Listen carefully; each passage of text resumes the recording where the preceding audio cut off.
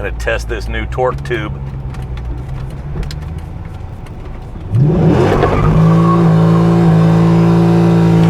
First gear went well. Here's second gear. And that went well. Damn rev limiter. You would think in America there'd be no such thing as a rev limiter. Yet there is.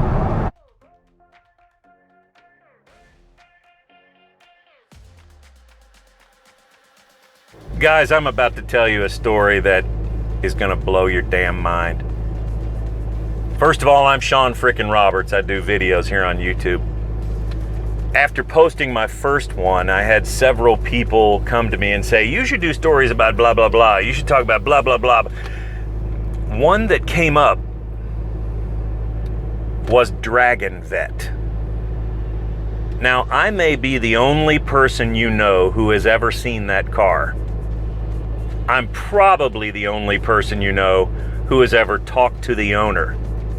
And I know I am the only one who got an answer. So let's talk about that. It all started. I was living in Evansville, Indiana, very bottom of the state, right on the Kentucky border. And I've driven a Corvette for years. I'm in my Z06 now. And people started telling me here and there about the Dragon Vette. The hell's a Dragon Vette? I don't know. So anyway, one day I'm driving along and I'm going past a Walmart neighborhood market. In some towns, they have little baby versions of Walmarts that are probably 1/4 the size, if that. Kind of an abbreviated selection. They don't work on cars, nothing like that. Just kind of a grocery. So anyway, I'm driving by and I look over and I see a car that I know immediately is the Dragon Vette. Dude. Now keep in mind, at the time, it was the current body style. Right by the pharmacy. Right where if a person was working in that pharmacy, they could look out and keep an eye on their car. Sitting in the parking lot was this.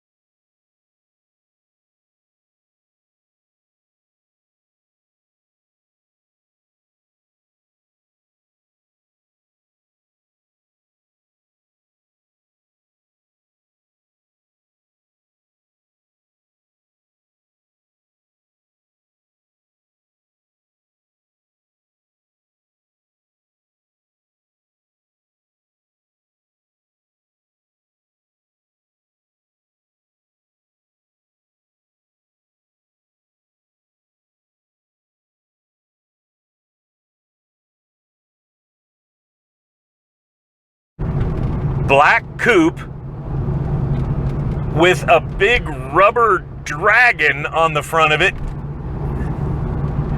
The paint had been rolled on, and I'm talking coats and coats and coats of it.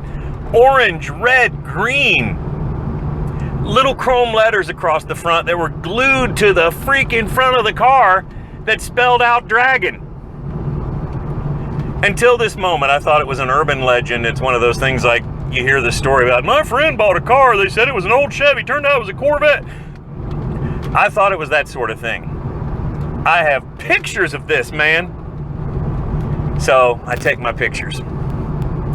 And I didn't go inside. I was told somewhere along the way this guy was a pharmacist at that store. So I go home and I post the pictures on Corvette forum.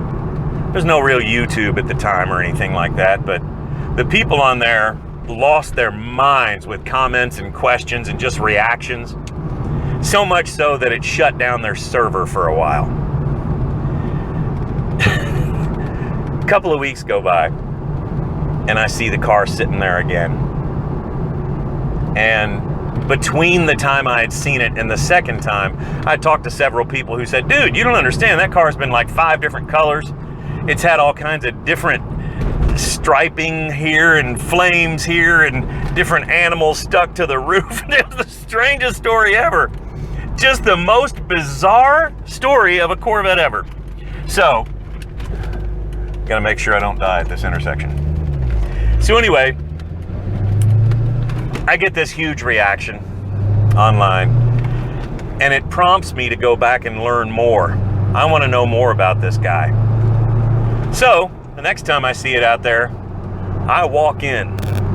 Something that no one that I knew of before that had ever done. They didn't just ask the guy. There were all of these rumors going around like he had gone through a divorce and she wanted the car and he wanted to ruin it for her so she wouldn't want it and all this weird stuff. So I find myself walking into the Walmart, going off to the left by the registers, and 2 people in the pharmacy. There's a woman there, more of a girl, quite young, and this guy, who, if I remember correctly, let's say mid-30s, short hair, kind of a normal looking guy, but with the accent on kind of a normal looking guy. And I don't know how to quantify that. I don't know how to say that, but just, I don't know. If you ever meet the guy, you'll understand. But anyway, I walk up to him and I said, hey, and he says, yeah, can I help you? And I said, yeah, he's kind of quiet, maybe a little reserved. Maybe that's what I'm trying to say. And he says, can I help you? And I said, do you own that Corvette in the parking lot? And he kind of takes a moment and maybe he's taken aback or something. And he looks at me and he says, yes. And I'm thinking, holy crap, I don't even know what to ask this guy. So I said, what's up with the paint job on that car? And he says, what do you mean? And I said, well, I honestly had heard a lot of people talk about this car in the past. And to be able to see it firsthand, I thought it was BS. I didn't know it was a true thing. And I said, I've heard things like you were going through a divorce and you wanted to ruin it, the paint job and stuff. And he said, and he looked at me, he says, no, that's not it. And I said, I also heard you were an artist and this was how you expressed yourself. You got this new car that would get a lot of attention and you put all these different effects and things on it.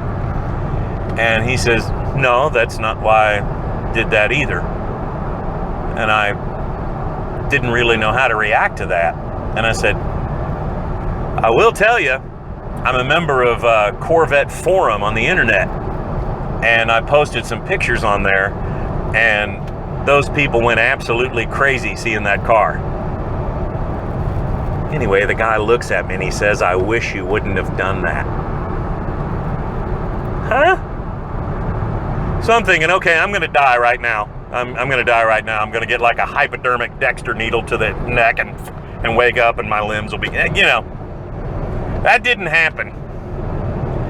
And right after that, he kind of shut down, turned around and walked away.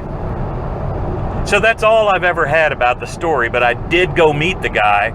I did talk to him. I did ask him the difficult questions.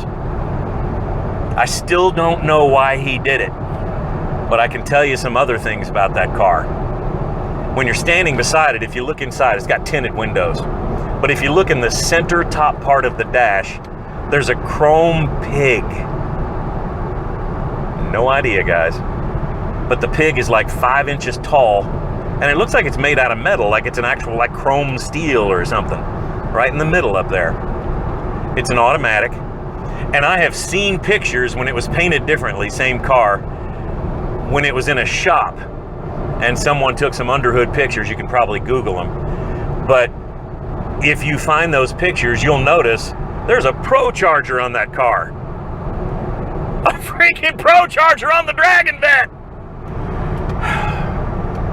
And for the record, the tires were just barely any tread on them whatsoever. And there were places where the paint had dripped off of the fender, down onto the tire, down onto the wheel. Most bizarre thing ever. Chrome letters across the front there on the hood that said Dragon. Not even centered. They're off kind of off to the left. It's just the weirdest thing ever. But I want you guys to just look at these pictures and know that this car exists. This is not an urban legend. This is a car. It's in Evansville, Indiana. I moved away from there. I'm in Florida these days, as evidenced by the palm trees in the background. But strangest thing ever. The guy, I don't know. I don't know if he's some brilliant dude and he's just misunderstood. I don't know what the deal is whatsoever. But he's in charge of doling out drugs at a pharmacy. You guys enjoy the pictures, and I hope you enjoyed the story. If you ever want to make a comment, then please, by all means, do so. I'd love it if you would subscribe to my channel, too. And pretty much like everybody else says online. I want to thank a couple of people who have inspired me along the way. Richard Holdener, because I'm a huge LS guy. I love screwing with engines, making them fast, done a lot of racing. And Sloppy Mechanics, Matt Happel. Who else do we have? Everybody that has anything to do with Cletus McFarlane. They're right down the road from me. I'm probably 20 minutes from Bradenton Motorsports Park and the Freedom Factory right now. But I appreciate you guys. I appreciate you guys watching the video. Check out the pictures.